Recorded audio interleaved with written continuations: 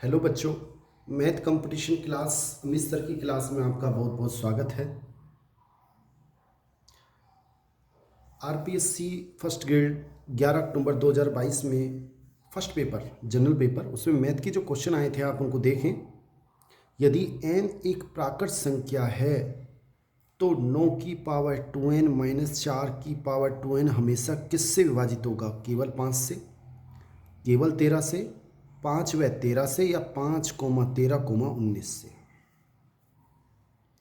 बच्चों आपको सूत्र याद रखना है, a की पावर k माइनस बी की पावर k। मैं भी ट्रिक से बताऊंगा, पहले आप जनरल तरीके से देख लें। ये a माइनस बी से हमेशा विभाजित होता है, सोचना ही नहीं है कि k की घात क्या है, सम है या विषम है, हमें नहीं देखना है। किससे विभाजित होगा? ये a माइनस बी से हमेशा विभाजित होता है, ठीक है। और यदि k का मान सम है तो ये a प्लस बी से भी विभाजित होगा। जैसे एग्जाम्पल अब ये 16 माइनस 6 से तो विभाजित होगा, और 16 प्लस 6 से भी विभाजित होगा। क्यों? क्योंकि 16 है वो सम संख्या है, और सम संख्या है तो ये 9 से और 21 से विभाजित होगा। अब हम क्वेश्चन की बात कर लेते हैं कि 9 की पावर 2n माइनस 4 की पावर 2n ये किससे विभाजित होगा? 9 माइनस 4 से यानी 5 से तो विभाजित होगा।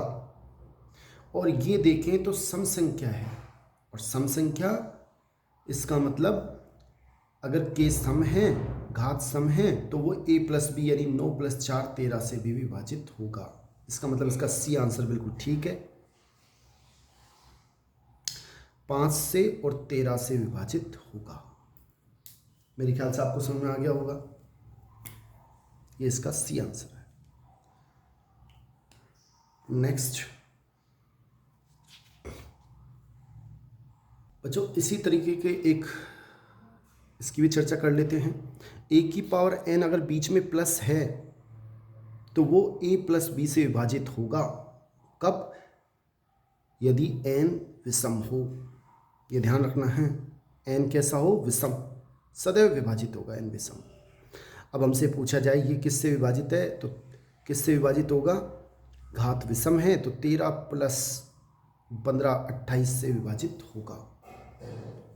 नेक्स्ट देखते हैं बच्चों, ये क्वेश्चन है x, x plus 3, x plus 5, x plus 7, x plus 10 का माध्य 9 है, तो अंतिम 3 प्रेक्षणों का माध्य क्या होगा?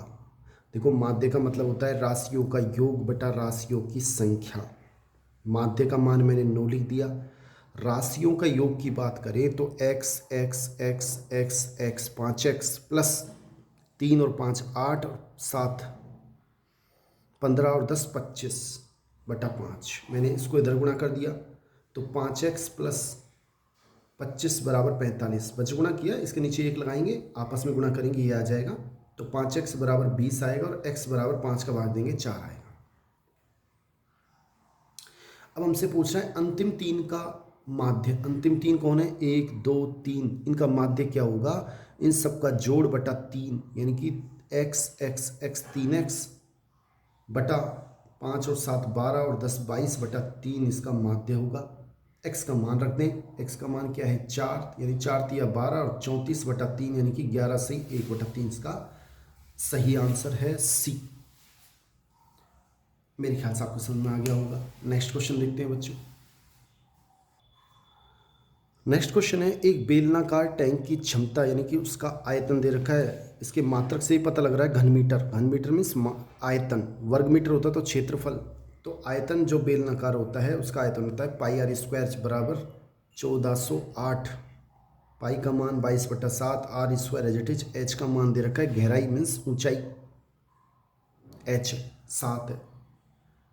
7 से 7 घट गया, 22 आर स्क्वायर बराबर 1408। आर स्क्वायर बराबर 22 का भाग देंगे तो आएगा 64, यानी कि आर का मान हो गया इसका वर्गमूल करने पर 8 मीटर, यानी डी इसका बिल्कुल सही आंसर है।